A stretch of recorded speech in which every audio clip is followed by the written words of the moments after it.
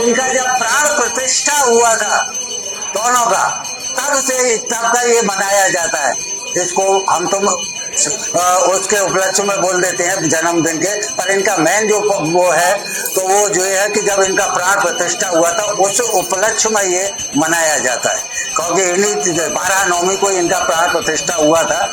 वो उचित समय हुआ, क्योंकि इनको भी हजारों वर्ष हो गए इन बातों को। तो भैया जिनको आज इसी उपलक्ष्य में, इनकी प्राण प्रतिष्ठा के उपलक्ष्य में ये बारह जन्म को उत्सव मनाया हो जावे। सबरे मंदिरन में जितने बारह हैं सब में आज को दिन उत्सव को बड़े सुनी है। तो उनके कल्प निकल गए। अब जो कल्प है वो इनको है। ये दोनों भैया हैं श्वेत और श्याम। जब पृथ्वी लेवे, जब जन्म भयो भगवान को तो श्वेत रूप में भयो ब्रह्मा जी की नाच गाते, और पाताल में जाके 1000 वर्ष युद्ध करो है। तो पृथ्वी जब लेकर के निकले हैं तो वो श्याम वर्णों में निकले हैं। तो वो श्वेत वारा, वो श्याम वारा, ये दोनों एक ही जगह जय मारे स्थापित है कि ये दोनों भैया हैं। वो बड़े हैं, उनको कल्प निकर हो, ये छोटे हैं, अब इनको कल्प चल रहा है। काई के प्रभु ये श्वेत वारा भगवान इस वक्त इन्हीं का कल्प चल रहा है। जो कल्प चल रहा है 12 तो यहाँ पे 6 हैं ब्रज में, 6 में से 4 सिटी के अंदर हैं, श्वेत वारा, श्याम वारा, कपिल वारा, आद वारा। और 2 वारा जो पढ़ते हैं वो ब्रज 84 कोस की यात्रा करते हैं। तो एक पढ़ते हैं कामबन कामा में और एक पढ़ते हैं वृंदावन बराह घाट पर 6 में से 5 का कल्प निकल चुका है। अब जो कल्प चल रहा है 1,95,45,00,000 5,500 वर्ष से वो बराह कल्प चल रहा है। कोई भी कार्य करेंगे, कथा, भागवत, यात्रा, परिक्रमा, बिजनेस, व्यापार, पहले आपको पंडित जी इन्हीं का संकल्प कराते हैं। जो संकल्प में आते हैं श्री श्री श्वेत वाराह कल्पे, ये वही श्वेत वारा है। 4 भुजाएं भगवान की, शंख चक्र गदा, और पैरन के नीचे राक्षस है हिरण्याक्ष, डाल के ऊपर पृथ्वी है। यही राक्षस पृथ्वी है लगो पाताल में। तो पृथ्वी न रहे तो प्रलय जाए, सृष्टि खत्म हो जाए। जब सृष्टि खत्म हुई है तो देवतन ने ब्रह्मा जी से प्रार्थना करी है, क्योंकि सृष्टि के रचयिता हैं ब्रह्मा जी। तो ब्रह्मा जी को बोलो देवतन ने ऐसे ऐसे हिरण्याक्ष नाम को दैत्य भयो है, सारी पृथ्वी ले जाए के पाताल में छुप गए हो, और गंदगी को, मल को, विष्टन को किलो बनाए के बाकी अंदर रह रहे हो। तो ब्रह्मा जी ने ध्यान लगा के देखो पाताल में कौन सी साइड में छुपा हुआ है। तो ब्रह्मा जी ये छुप भाई है। तो ब्रह्मा जी की नासिका से भगवान का जन्म हुआ है। कहाँ से हुआ? ब्रह्मा जी की नासिका से। देवता लोग बोले वो तो बहुत बड़ा बलशाली दैत्य राक्षस, ठाकुर जी तो छोटे से हैं। तो ब्रह्मा जी ने कही आप इनसे प्रार्थना करो कौन से अवतार में पृथ्वी लेके आएंगे। जैसे ही देवतन ने इनसे प्रार्थना करी है, सर चलो वो आकाश में और पाम चले गए पाताल में। खाली अपना मुखारविंद चेंज करो है, बाकी सब विष्णु है। मुखारविंद क्यों चेंज करो? क्योंकि माने गंदगी को परकोटा खींच रखो। तो गंदगी से तो हम आप भी दूर रहे। हमें गंदगी के पास में एक ही जामे है शूकर। शूकर मीन्स वराह। जैसे ही देवतन ने इनके दर्शन करे, इनसे बोले ओम जय जगदीश हरे, शूकर रूप धरे। जैसे ही देवतन ने इनके दर्शन करे, इन पर पुष्प वर्षा करिए, फिर इनसे प्रार्थना करिए प्रभु कहाँ बैठ के आपको भजन पूजा करें। ये राक्षस पृथ्वी ले गो, चारों तरफ जल प्रलय है गई है, सृष्टि खत्म है, आप पृथ्वी लेकर के आओ।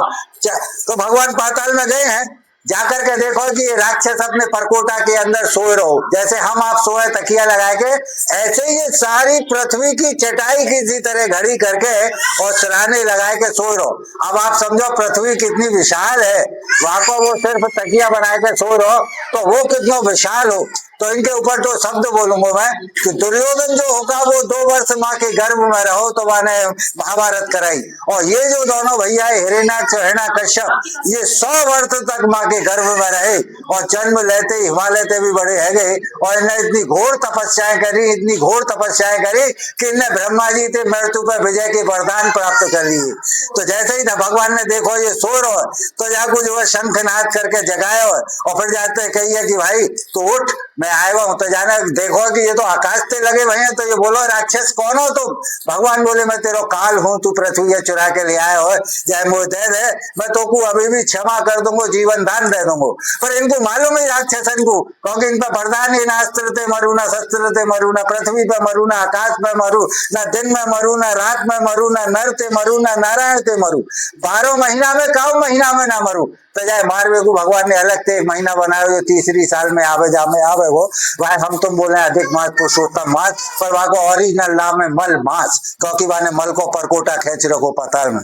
तो भगवान ने जाते कहिए भाई तू पृथ्वी है मोते दे, मैं तेरे को अभी भी क्षमा कर दूं, तो ये बोलो आप अंदर आओ और मोते युद्ध करो, वो हराए दो तो ले जाओ पृथ्वी है। भगवान बोले भाई देख ले तेरे ताई अवतार लियो मैंने, ये बाहर हूँ तो कुछ क्षमा भी कर रहा हूँ, जीवन दान भी दे रहा हूँ, अंदर आएगा तो फिर तेरा कोई चांस ना है, तो ये बोलो आओ। तो भगवान ने अपनी डाढ़ तेवाए खोदो है और खोद के अंदर गए हैं और जा करके जाते 1000 वर्ष तक युद्ध चलो, इतना बलशाली हो ये 1000 ईयर्स इससे फाइट चली है। तो भगवान ने देखो ये तो मरी ना रहो, तो भगवान ने जाते कही है कि भगवान ने अपनी दिव्य दृष्टि से देखो है कि जैसे रावण की नाभि में अमृत हो, ऐसे ही जाकी जो जान ही वो जाकी शिखा में ही, क्योंकि जाए वरदान हो ना अस्त्र ते मरू ना शस्त्र ते मरू, ना पृथ्वी पर मरू ना आकाश में मरू। तो भगवान ने जाकी शिखा पकड़ के जाए हवा में टांगो है, ना पृथ्वी है ना आकाश है, बीच में है, हमें एक फाइट दी है, फाइट दे के जाको वध करो है, वध करके पृथ्वी अपनी डाढ़ पर लेकर के चले है। चलते चलते चलते चलते चलते चलते फिर 1000 वर्ष बीत गए हैं। भगवान भी बोले भाई पृथ्वी मैं भी थक गया हूँ, मैं भी विश्राम करना चाहूँ, कहूँ मेरे विश्राम के लिए तो कोई हरी भरी जगह दिखे तो वो बताइयो। पृथ्वी बोली क्यों? भगवान बोले कि मैंने तो को अपनी डाढ़ पे बैठाए रखो है, तो वो तो ऊपर दिखे आसमान, तू ऊपर बैठी है तो को नीचे दिख रहा है, तो कहीं विश्राम की जगह पड़ेगी तो ये देखेगी। पृथ्वी बोली ठीक है। फिर भगवान चल दिए पृथ्वी लेकर के, फिर चलते चलते योगन बीत गए। फिर भगवान ने दोबारा पूछिए हे भूदेवी कहूँ मेरे विश्राम की जगह दिखी का? तो वहां थोड़ा पृथ्वी माता को अभिमान है वो, गुरूर है वो, घमंड। बोले भगवान मुझे बार बार पूछ रहे विश्राम की जगह दिखी, विश्राम की जगह मिली, अरे प्रभु नीचे उतारोगे?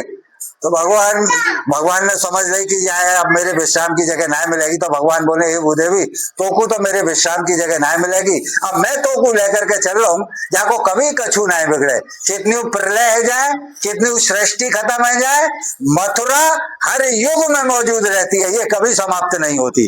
तो उस समय मथुरा का नाम था मधुपुरी।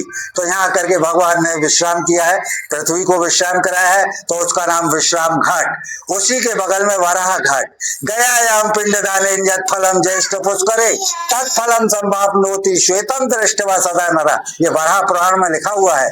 गया जी में पिंडदान करने से और ज्येष्ठ मास के महीने में पुष्कर जी में स्नान करने से जो फल प्राप्त होता है वो श्वेत वराह देव भगवान के दर्शन मात्र से ही वो फल प्राप्त हो जाता है, वहां जाने का आवश्यकता नहीं रहता है। पिंडदान क्यों किया जाता है कि जब भगवान ने अब इस राक्षस का वध किया तो भगवान को भी आक्षेप लगा, कथा कभी अधूरी नहीं छोड़नी चाहिए, 2 मिनट की और रखेगी। तो भगवान ने भगवान के ऊपर भी लांछन लगा, आरोप लगा, बोले भगवान वो राक्षस हो दानव हो ठीक है, पर आपने भाई मारो है तो ब्रह्म हत्या आपको भी लगी है। भगवान बोले देवता तुमने कहीं पृथ्वी लेकर के आ, पृथ्वी लेवे को वो युद्ध को तैयार, युद्ध में वो मारो गयो। अब आप कह रहे हो तो मैं जाऊ को कल्याण करूंगा कि जाके अगली योनि में भूत प्रेत राक्षस दानव नहीं बने, तो जाके कल्याण के तई भगवान ने जाको पिंडदान करो गया जी में, और ज्येष्ठ मास के महीना में पुष्कर जी में स्नान करो और सोरो जी में हाड़ गंगा को अपने शरीर को दान कर दियो भगवान ने। तो इसीलिए पिंडदान किया जाता है। सपोज करो आप लोगों के पूर्वजों के पूर्वज उनको भी पूर्वज एक्सपायर भय, काई को पिंडदान भयो काई को ना है पायो, जाने अनजाने भूले बिसरे, जिनको पिंडदान ना है पावे वो अदर योनिन में चले जाए। हम आप लोग बोले पितृदोष, आदमी सैकड़न हजारन रुपया लेके पंडित पुजारी के पास भागे, महाराज पितृदोष शांत करो, नथिंग, कोई पंडित पुजारी इसको शांत नहीं कर सकता है। यहाँ पाए आपने आके श्वेत वराह भगवान का दर्शन किया तो आपका पितृदोष समाप्त हुआ, और जो आज आपके जाने अनजाने भूले बिसरे पूर्वजे और योनिन में विचरण कर रहे और ठाकुर जी से रोज प्रार्थना करते कि हे प्रभु कोई हमारे कुल को वंश को आए के आपके दर्शन करे तो हमको मोक्ष प्राप्त हो, तो आज आप लोग आए, आपके आने से आपके जो जाने अनजाने भूले बिसरे पूर्वज उन योनियों में विचरण कर रहे उनको आज मोक्ष मिला। बोलो श्वेत वराह देव भगवान। यहाँ की एक परिक्रमा से पूरी पृथ्वी की परिक्रमा को फल मिले, प्लस ब्रज 84 कोष की यात्रा को भी फल मिले, और पृथ्वी पर जितने तीर्थ हैं सबको फल इनके दर्शन मात्र से वो फल प्राप्त हो जाए, क्योंकि पृथ्वी इनकी पत्नी है और मंगल इनको पुत्र है, तो इनके दर्शन मात्र से ही वो सब फल प्राप्त हुए। बोलो वराह देव भगवान।